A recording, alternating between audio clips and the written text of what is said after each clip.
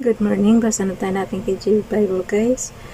Today is September 8, 2022, day 311, Matthew chapter 24. Basa. Matthew chapter 24, And Jesus went out and departed from the temple, and his disciples came to him to show him the buildings of the temple. And Jesus said unto them, Say ye not all these things? Verily I say unto you, there shall not be left here one stone upon another that shall not be thrown down. And as he sat upon the Mount of Olives, the disciples came unto him privately, saying, Tell us, when shall these things be? And what shall be the sign of thy coming and of the end of the world? And Jesus answered and said unto them, Take heed that no man deceive you. For many shall come in my name, saying, I am Christ, and shall deceive many. And ye shall hear of wars and rumors of wars. Say that ye be not troubled, for all these things must come to pass, but the end is not yet. For nation shall rise against nation, and kingdom against kingdom, and there shall be famines, and pestilence, and earthquakes in divers places. Verse 8, And these are the beginning of sorrows. Then shall they deliver you up to be afflicted, and shall kill you, and ye shall be hated of all nations for my name's sake. Verse 10, And then shall many be offended, and shall betray one another, and shall hate one another. And many false prophets shall rise, and shall deceive many. And because iniquity shall abound, the love of many shall wax cold. But he that shall endure unto the end, the same shall be saved. And this gospel of the kingdom shall be preached in all the world for a witness unto all nations, and then shall the end come. When ye therefore shall see the abomination of desolation spoken of by Daniel the prophet stand in the holy place, whose readeth let him understand. Then let them which be in Judea flee into the mountains.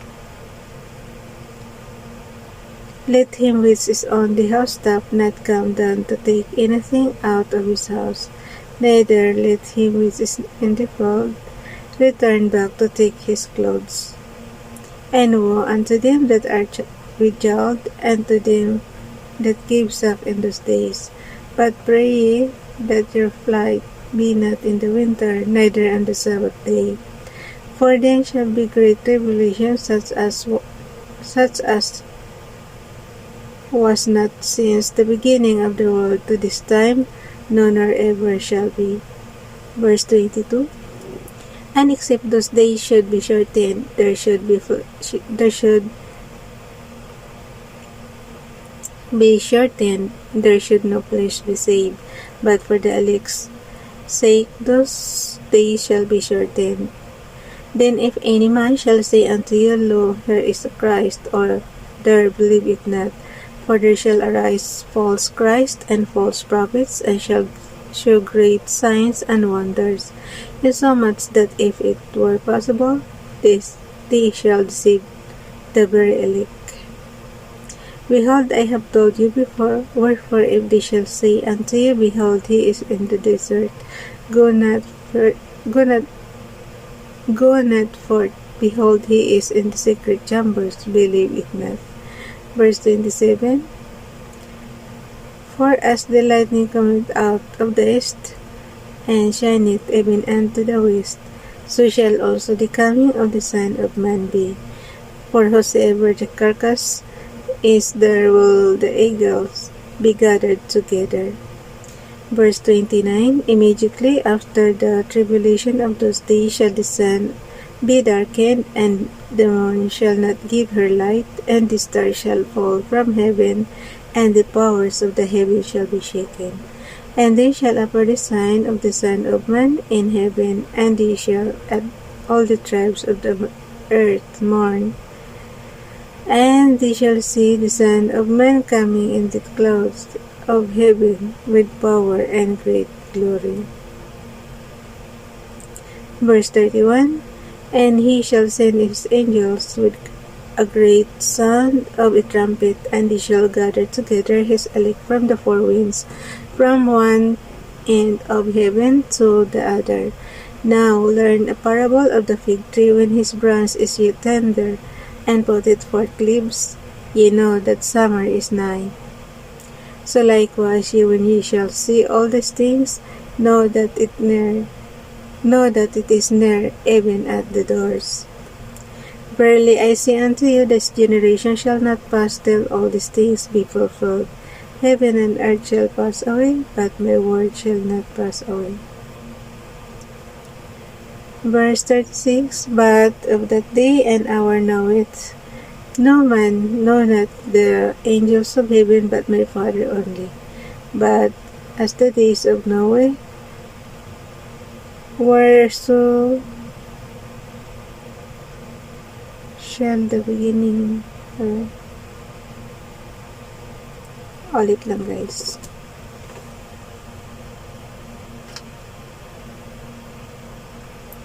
Ulitin ko yung verse 34. Verily I say unto you, this generation shall not pass till all these things be fulfilled. Okay, verse 35. Heaven and earth shall pass away, but my word shall not pass away. But of that day and hour knoweth no man, no, not the angels of heaven, but my Father only. But as the days of Noah were, so shall also the coming of the Son of Man be. For as in the days that were before the flood, they were eating and drinking, marrying and giving in marriage, until the day that Noah entered into the ark. Ito nga yung sinasabi ko guys. Sa panahon ni Noah, naubos lahat ng tao except sa kanila yung naka-enter sa ark, diba?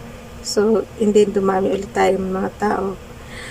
Paano na yung ngayon? Paano ulit magpapalit? Anong paraan kaya ulit para magpalit ng tao?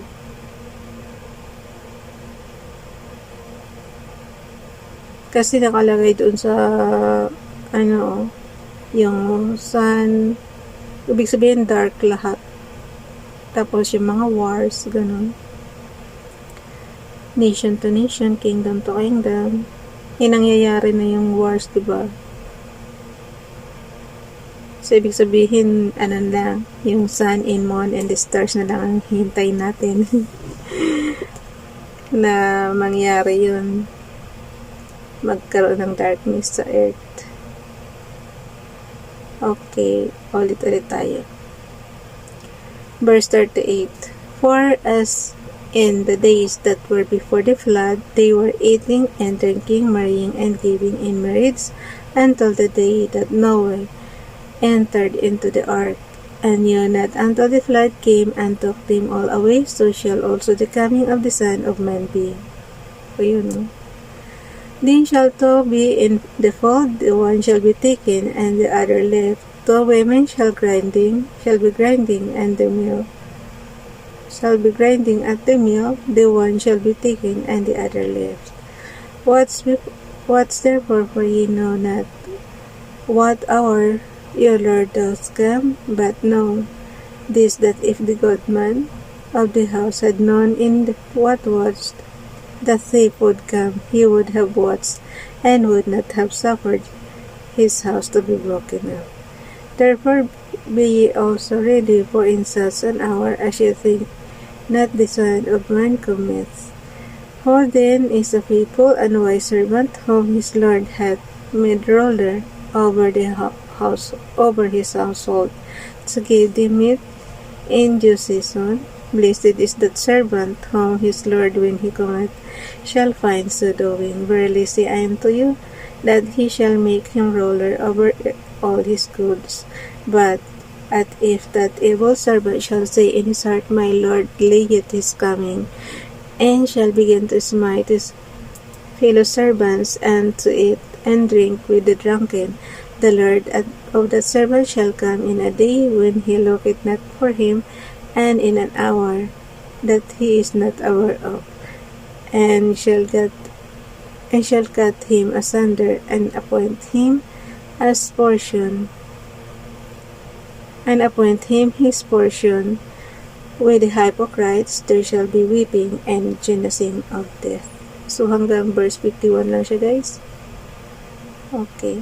Bye, everyone. God bless.